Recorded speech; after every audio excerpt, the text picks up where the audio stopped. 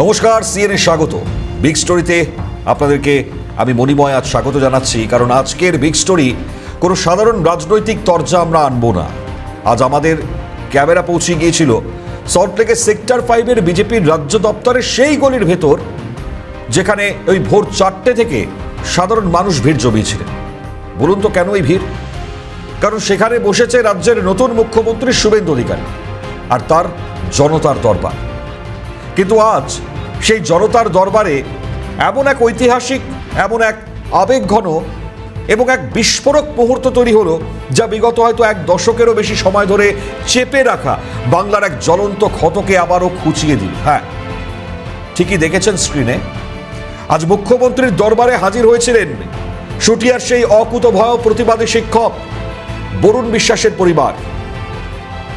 আজ থেকে ঠিক ওই 14 বছর আগে 2012 সালের 5ই জুলাই, হ্যাঁ আগামীকালই তার মৃত্যু দিবস, গোবরডাঙ্গা স্টেশনের বাইরে একেবারে তার বুক লক্ষ্য করে গুলি চালানো হয়েছিল। কি অপরাধ ছিল বরুণের? অপরাধ ছিল উত্তর 24 পরগনার শুটিয়ায় যে কুখ্যাত বাহিনী নারীদের ওপর পাশবিক অত্যাচার চালাচ্ছিল, গণধর্ষণকে যারা ওই রোজকার অভ্যাসে পরিণত করেছিল, তাদের বিরুদ্ধে বুক চিতিয়ে দাঁড়িয়েছিলেন একজন সাধারণ এই স্কুল শিক্ষক। তৈরি করেছিলেন শুটিয়া প্রতিবাদী মঞ্চ।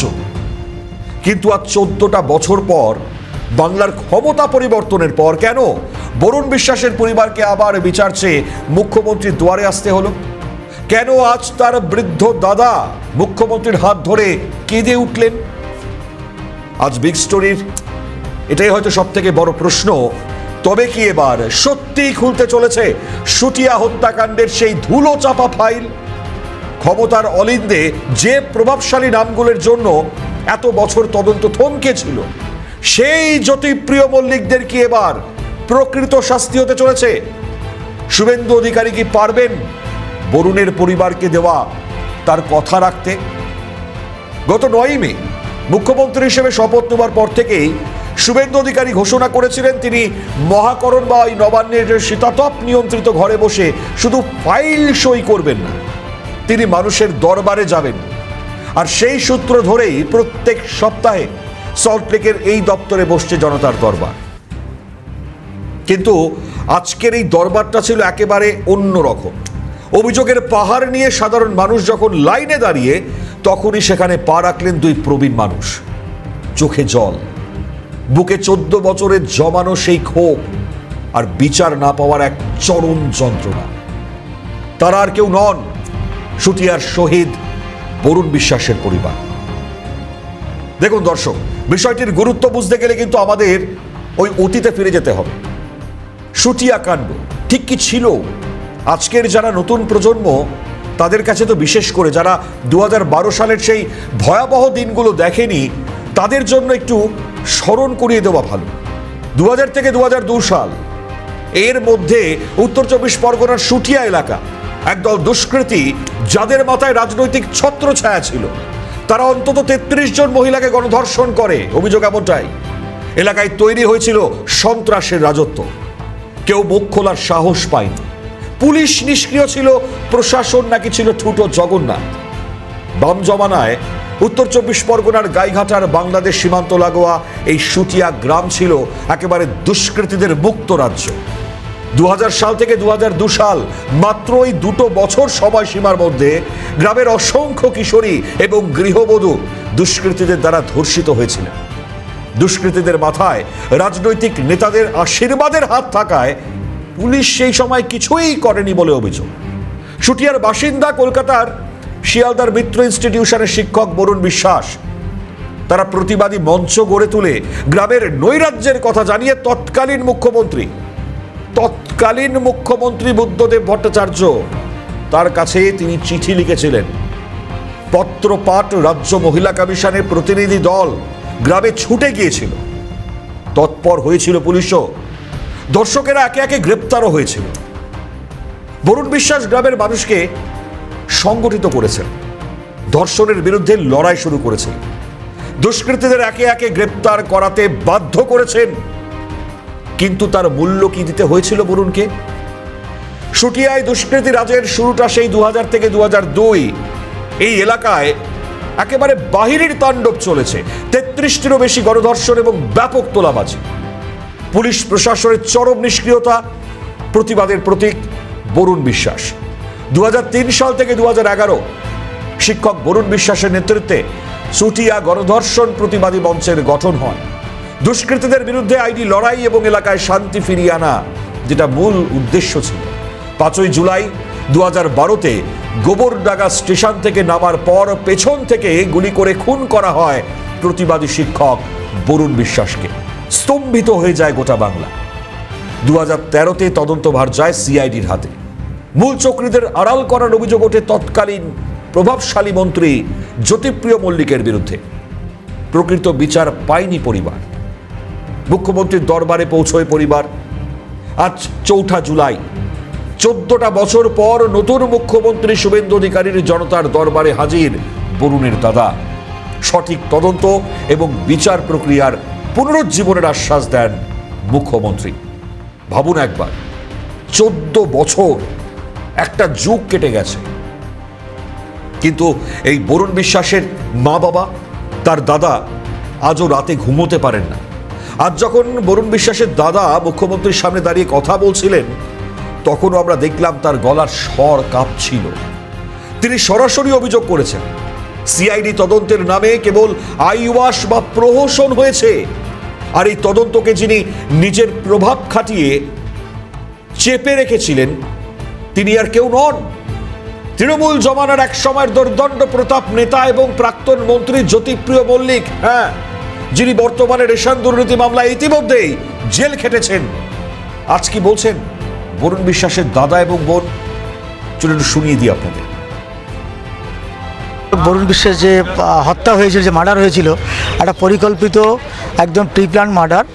বিগত সরকারের 14 বছরের রাজত্বে মানুষ দেখেছে আজকে এখানে শয়ে শয়ে মানুষ আসছে তার প্রতিকারের জন্য। ঠিক একই রকমভাবে আমরা বরুণ বিশ্বাসের পরিবার, আমরা তার যে হত্যাটা হয়েছে এবং হত্যার সঙ্গে মানে আপামর জনতা সবাই জানে একজন মন্ত্রী জড়িত আছে। হ্যাঁ, জ্যোতিপ্রিয় মল্লিক তৎকালীন খাদ্যমন্ত্রী, আমাদের গাইঘাটার বিধায়ক, তারপরে হাবড়ার বিধায়ক। যখন শুটার পরে পড়ে যাওয়ার পরে তাকে প্রায় 30-40 জন ঘিরে রাখে, যাতে স্বাভাবিক পাবলিক যারা যাচ্ছিলেন বা যারা বরুণকে চেনেন কোনোরকম তাকে হসপিটালাইজ না করে বা তারা কোনোরকমভাবে তাকে যেন বরুণকে হসপিটালে না নিয়ে যায়। আজকে এসছি এই যে নতুন সরকার গঠন হয়েছে, আমরা বলতে কোনো দ্বিধা নেই, আমরা আজকে 14 বছর পরে কথা বলতে পারছি। ভবানী ভবন ডেকে 2012 সালের 25শে জুলাই ভবানী ভবনে ডেকে সিআইডি আমাকে ওখানে রীতিমতন আমাকে ধমকাচ্ছিলেন যে এমন কোনো কাজ বা এমন কোনো কথা বলবেন না যাতে আপনারও কিন্তু জীবনহানি হতে পারে, আপনার সিকিউরিটি আমরা দিতে পারবো। এরকমভাবে আমাদের বেঁধে রাখা হয়েছিল। আজকের দিনে এই নতুন সরকার আসার পরে, মানবিক সরকার আসার পরে আমরা কথা বলতে পারছি, তাই আমাদের প্রত্যাশা সরকারের কাছে বেড়ে গেছে। যদি তোমরা চেষ্টা করো, আমাদের চেষ্টা করি, যদি দাঁড় করাতে পারে উনি ইনভেস্টিগেশনটা করাবেন, কথা দিয়েছেন, চেষ্টা করবেন। বরুণের এই যে ঘটনা, সেই সময় তো আপনারা জানেন সমস্ত, তাই সেটা কি আবার শুনলেন মুখ্যমন্ত্রী? সবটা শোনেনি, কিন্তু উনি জানেন সব কিছু। আমরা আবেদনপত্রটা দিয়ে এসেছি, উনি জানেন, ওটা দেখেছেনও, বলছে এটা আমার কাছে পৌঁছেছে, উনি বললেন, আমি দেখেছি, আমরা পুনরায় আবার দিয়ে আসলাম ওটাকে। এর আগে যে সমস্যাটা ছিল আপনার অভিযোগ অনুযায়ী, গত সরকারের আমলে রাজ্য সরকারের অন্যতম একজন মন্ত্রী, তার বিরুদ্ধে আপনাদের অভিযোগ ছিল এবং সিআইডি কাজ করেনি, এটাই আপনাদের অভিযোগ ছিল। হ্যাঁ, এখন সিআইডি কাজ করবে আশ্বাস দিয়েছেন মুখ্যমন্ত্রী? হ্যাঁ, উনি বলেছেন আমি করে দিচ্ছি, ইনভেস্টিগেশনটা করে দিচ্ছে, কথা দিয়েছেন উনি, আমাদেরও সহযোগিতা করতে হবে, সেটা উনি বলেছেন। কতদিনে অপেক্ষা করতে হতে পারে সেটা তো আমাদের হাতে নয়। আমরা মাননীয় মুখ্যমন্ত্রী শুভেন্দু অধিকারীর কাছে এসেছি, 14 বছর অপেক্ষা করেছি, আর দেখা যাক, আমরাও দেখি। সে অপেক্ষা তো আমাদেরই থাকতে হবে, কারণ এই 14 বছর অপেক্ষা করতে হয়েছে। বিগত যে সরকার, তিনি যেটা করে গেছেন, তিনি নিজেকে মাটি মানুষ বলেছেন, উন্নয়নের মন্ত্রী বলেছেন, কিন্তু তেনারা কি করে গেছেন, বরুণ কেন খুন হয়েছে, সেটা এখন মানুষ বুঝতে পেরেছে। এখন আরও ভালো করে বুঝতে পেরেছে, তখন বুঝতে পারলো বিচারটা আমরা কেন পাইনি। কারণ গুন্ডারা যদি রাজ্য চালায়, খুনিরা যদি রাজ্য চালায়, সে রাজ্যে বরুণীর বিচার হয় না। বাংলার জনগণ দেখেছে যে বিচার ব্যবস্থার কী হাল, অথচ উন্নয়ন করে গেছেন।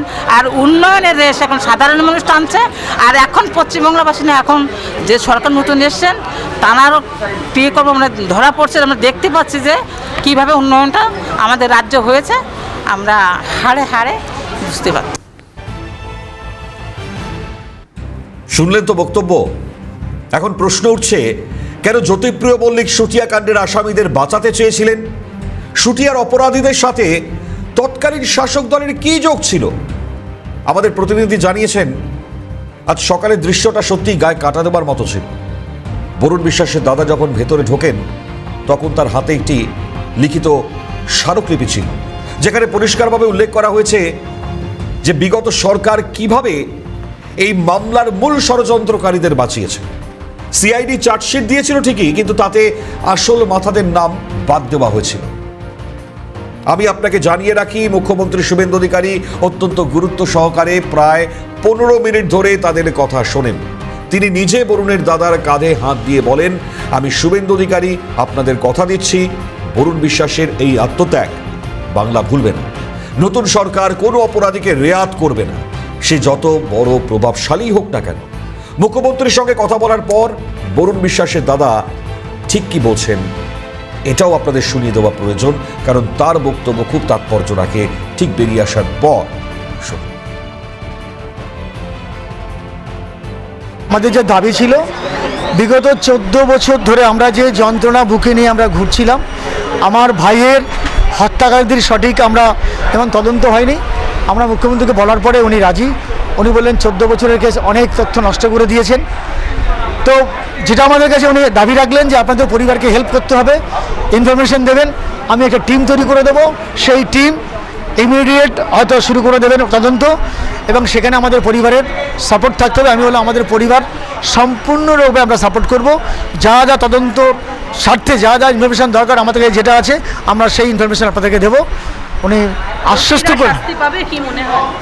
দেখুন, তদন্ত যদি সঠিক হয় এবং সেই তদন্তের পরে যদি রিট্রায়াল হয়, রিট্রায়াল হলে কিন্তু আমরা আশাবাদী। যদিও 14 বছর রামচন্দ্রের বনবাস, যেটা আমার ভাইকেও, শুধু ভাইকে বনবাস দেয়নি, আমাদের পরিবারটা আজকে বনবাসে আছি। আমাদের পরিবার কি পরিস্থিতির মধ্যে দিয়ে যাচ্ছে আমরা ভাষায় প্রকাশ করতে পারবো না। এরকম একজন নির্ভীক জনদরদী, একজন সমাজসেবী মাস্টারমশাই, যিনি প্রতিবাদ করতে গিয়ে সমাজের কাজে নিজেকে সঁপে দিয়েছিলেন, তাকে মার্ডার করা হলো। সেই শোকে আমার মা অকালে চলে গেলেন। নির্ভীক একজন জনদরদী মানুষ যাকে অকালে চলে যেতে হলো, তার মৃত্যুর বিচার আমার বাবা দেখে যেতে পারবে কিনা জানি না। মাননীয় মুখ্যমন্ত্রী শ্রী শুভেন্দু অধিকারী মহাশয় আমাদের আশ্বস্ত করেছেন, উনি টিম করে উনি তদন্ত শুরু করবেন। আমরা আশান্বিত, আমরা আশায় আছি যে আশা করি সঠিক তদন্ত হবে। প্রশাসনিক সূত্রে আমরা যা খবর পাচ্ছি, এই মামলার আইনি দিকগুলো খতিয়ে দেখার জন্য স্বরাষ্ট্র দপ্তরকে ইতিমধ্যেই নির্দেশ দেওয়া হয়েছে। যেহেতু নতুন সরকার ক্ষমতায় আসার পর অপরাধ দমনে অত্যন্ত কড়া অবস্থান নিয়েছে এবং সম্প্রতি বিধানসভায় অ্যান্টি সোশ্যাল অ্যাক্টিভিটিস কন্ট্রোল বিল পাশ হয়েছে, তাই শুটিয়া হত্যার ফাইল যদি নতুন করে খোলে, তবে জ্যোতিপ্রিয় মল্লিক যে কঠিন পরিস্থিতির মুখোমুখি হবেন তা হয়তো বলাই যায়। বরুণ বিশ্বাসের হত্যা মামলায় অভিযুক্তদের 8 জনের মধ্যে জেলেই 1 জনের মৃত্যু হয়, বাকিরা জামিনে ছাড়া পেয়ে গিয়েছেন। 1 যুগেরও বেশি সময় ধরে সেই মামলা ঝুরে রয়েছে আদালতে। তৃণমূল জমানায় বারবার বদল হয়েছে আইনজীবী, এবার সরকার বদল হতেই নতুন করে তদন্তের আর্জি জানিয়েছে বরুণ বিশ্বাসের পরিবার। বরুণ বিশ্বাসের বাবা তিনি আর্জি জানাতে গিয়ে বলেছিলেন তিনি চান ছেলের বিচার হোক আর ওই জ্যোতিপ্রিয়র সারা জীবন কারাদণ্ড হোক। বরুণ বিশ্বাসের দিদি তিনি বলছেন বরুণ বিশ্বাসের ফাইলটা খোলা হোক এবং একটা সিট গঠন করে দেওয়া হোক, যাতে ভাইয়ের আসল খুনিরা ধরা পড়ে এবং পরিবার যাতে বিচার পায়। স্থানীয়রা দাবি করছেন 8 দশকের শেষ দিকে শুটিয়ায় শুরু হয়েছিল লাগাম ছাড়া দুষ্কৃতী দৌরাত্ম্য। এলাকায় একের পর এক গণধর্ষণ, অত্যাচার, দুর্নীতির বিরুদ্ধে গর্জে উঠেছিলেন বরুণ। এলাকার মানুষকে সংগঠিত করে প্রতিবাদী মঞ্চ গড়ে জনমত গড়ে তোলার জন্যই দুষ্কৃতীদের দু চোখের বিষ হয়ে ওঠেন তিনি। বরুণ বিশ্বাসের দ্বারা অসিত বিশ্বাস, তার অভিযোগ ছিল যে বরুণ বিশ্বাস মামলার আইনজীবীকেও এই মামলার জেরে কোণঠাসা করে চেপে রাখা হয়েছিল। পশ্চিমবঙ্গ এখন এক নতুন প্রশাসনিক মোড়ে দাঁড়িয়ে রয়েছে। আমরা দেখেছি গত জুন মাসেই শুভেন্দু অধিকারীর সরকার বিধানসভায় West Bengal public safety and control of anti social activities bill 2026 pass করেছে। মুখ্যমন্ত্রী পুলিশ প্রশাসনকে স্পষ্ট বার্তা দিয়েছেন, কোনো ক্রাইম ডেটা লুকোনো যাবে না, জিরো টলারেন্স নীতি নিতে হবে। এখন প্রশ্ন হচ্ছে, আইনিভাবে কি 14 বছর পুরনো একটা ক্লোজড বা থমকে যাওয়া ফাইল নতুন করে খোলা সম্ভব? চলুন একটু যদি আমরা দেখে নিই যে আইন কি বলছে এবং এই মামলার ভবিষ্যৎ কি হতে পারে। ফৌজদারি কার্যবিধি অর্থাৎ সিআরপিসি, যেটা বর্তমানে এই মুহূর্তে ভারতীয় ন্যায় সংহিতা বা বিএনএস, তা অনুযায়ী যদি কোনো মামলায় নতুন তথ্য বা প্রভাবশালী মহলের দ্বারা তদন্ত প্রভাবিত করার সুনির্দিষ্ট প্রমাণ পাওয়া যায়, তবে রাজ্য সরকার বা উচ্চ আদালতের নির্দেশে ফার্দার ইনভেস্টিগেশন বা পুনর্তদন্তের নির্দেশ দেওয়া আইনিভাবে সম্পূর্ণ বৈধ। আমরা যদি বিগত বছরগুলোর দিকে তাকাই, তবে কি দেখব আমরা? রাজনৈতিক হিংসা, অপরাধীদের আড়াল করার এক দীর্ঘ ইতিহাস রাজ্যে রয়েছে। একটি তুলনামূলক যদি খতিয়ান দিই আপনাদেরকে, যা প্রমাণ করে যে কেন বরুণ বিশ্বাসের মামলাটি শুধুমাত্র একটি খুনের মামলা নয়, এটি বাংলার ওই বিচার ব্যবস্থার এক বড় পরীক্ষা। শুটিয়ার বরুণ বিশ্বাস খুনের ঘটনা, রাজনৈতিক যোগসূত্র, পূর্ববর্তী তদন্তের স্থিতি, বর্তমান সরকারের অবস্থান, তা দেখলেই আপনারা বুঝতে পারবেন যে সাধারণ মানুষের আস্থা আজ আইনি ব্যবস্থার ওপর থেকে কিন্তু উঠে যাচ্ছিল। কিন্তু যে সময় এই মুহূর্তে বদলেছে, 2026 সালে এই নতুন রাজনৈতিক প্রেক্ষাপটে মুখ্যমন্ত্রী শুভেন্দু অধিকারীর সামনে এখন সবচেয়ে বড় চ্যালেঞ্জ এই মানুষগুলোর বিশ্বাস ফিরিয়ে আনা।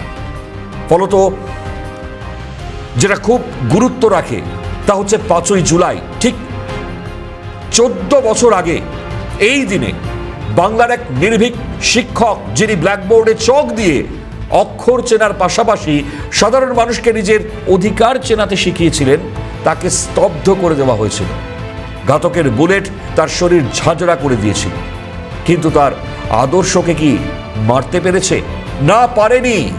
যদি পারত, তবে আজ 2026 সালে দাঁড়িয়ে তার পরিবারকে এভাবে সোচ্চার হতে দেখতাম না। দেখুন, আজকের এই বিগ স্টোরির নির্যাস কিন্তু একটাই, জনতার দরবার কেবল একটা সরকারি জনসংযোগ কর্মসূচি হয়ে থাকবে নাকি সত্যিই সাধারণ মানুষের অশ্রু জলের দাম দেবে, তা নির্ভর করছে এই শুটিয়া ফাইলের ওপর। গণতন্ত্রে জনতা জনার্দনই একমাত্র, এবং তাদেরকে তুষ্ট করা মানেই ভগবানকে তুষ্ট করা। এখন দেখুন, যা বিগত সময় হয়েছে, অর্থাৎ তৎকালীন সময়ে যে ধরনের অভিযোগ এসছে আর যার নাম সামনে আসছে, সেই জ্যোতিপ্রিয় মল্লিক আপনারা জানেন সম্প্রতি কি করেছেন। মানে তিনি ইস্তফাপত্র পাঠিয়েছেন, কোনো কাজে থাকতে পারবেন না বলেছেন, তিনি তৃণমূল থেকে সঙ্গ ত্যাগ করতে চাইছেন এবং তিনি তার মাধ্যমে চিঠিও পাঠিয়েছেন। যিনি কিনা মমতা বন্দ্যোপাধ্যায়ের সেই পুরনো সৈনিক, তার হাই লেভেল সুগার। এখন সামগ্রিক বিষয় থেকে তিনি সরে যাওয়ার চেষ্টা করলেও এই ঘটনার নেপথ্যে যে এই জ্যোতিপ্রিয় মল্লিক, তার অভিযোগ কিন্তু আরো একবার সেটাই 14টা বছর পর ফের জ্বলে উঠেছে। বাঁচবার চেষ্টা করলেও কি বাঁচতে পারবেন জ্যোতিপ্রিয় মল্লিক? সেটা তো অবশ্যই সময়ের অতল গহ্বরে নয়, এই প্রশ্নটা লুকিয়ে থাক। কিন্তু মুখ্যমন্ত্রী যেটা বলেছেন শুভেন্দু অধিকারী, জিরো টলারেন্স, তো ফের যে আশ্বাস মুখ্যমন্ত্রী দিয়েছেন তা যদি বাস্তবায়িত হয়, যদি সিআইডির সেই পুরনো ফাইল থেকে প্রভাবশালী নেতাদের নাম বেরিয়ে আসে, তবে তা হবে বরুণ বিশ্বাসের প্রতি প্রকৃত শ্রদ্ধাঞ্জলি। এই তদন্তের প্রত্যেকটা পদক্ষেপ, প্রত্যেকটা পরিস্থিতি বরুণের পরিবার কি সত্যি বিচার পাবে, যেমন একটা বড় প্রশ্ন, সেরকমই বড় প্রশ্ন আবারও বলছি, জ্যোতিপ্রিয় মল্লিকের নাম কি এই চার্জশিটে জড়াবে? আজকের বিগ স্টোরি থেকে এই প্রশ্নগুলো হয়তো সব থেকে বড় প্রশ্ন। আবারও বলছি যে বিগত তৃণমূল সরকারের আমলে যে ঘটনা ঘটেছে, আজকে সেই পূর্বতন বাম সরকারের সময় থেকে যখন তৎকালীন সময় যে ঘটনার বিরুদ্ধে অভিযোগ উঠবার পর সেখানে তদন্তের জন্য তদন্ত হয়েছিল, অপরাধীদের একেবারে খোলাসা করা হয়েছিল, তাদেরকে জেলে ভরা হয়েছিল। আজকে তারপর যখন তৃণমূল সরকার আসে, তারপর থেকে লাগাতার যে অবিচার, লাগাতার সেই জায়গায় যে ধরনের অভিযোগ সামনে এসছে এবং সেই অভিযোগে যিনি অভিযুক্ত, অর্থাৎ যার মস্তিষ্ক প্রসূত নাকি বলে অভিযোগ, সেই জ্যোতিপ্রিয় মল্লিক, আজ সেই জ্যোতিপ্রিয় মল্লিকের বিরুদ্ধে যে প্রশ্ন আবারও গর্জে উঠেছে, আজ ঠিক সেই প্রশ্নের জায়গায় দাঁড়িয়ে এখন অবশ্যই এই জায়গায় যদি চার্জশিটে ফের জ্যোতিপ্রিয় মল্লিকের নাম সামনে আসে, তাহলে সেটাই হবে সবথেকে বড় গুরুত্বপূর্ণ জায়গা, যে জায়গায় দাঁড়িয়ে আজ অবশ্যই দেখবার। কারণ এই জনতার দরবার যা মুখ্যমন্ত্রী স্বয়ং তিনি করছেন, তিনি সারছেন এবং তিনি যেটা বলেছেন, এই পরিবারকে আশ্বাস দিয়েছেন, সেই আশ্বাস মোতাবেক ঘটনার নেপথ্যের ফের কারণ এবং যারা প্রকৃত দোষী তাদের বিরুদ্ধে কি কি পদক্ষেপ হবে এবার, সেটাই এখন সময়ের অপেক্ষা।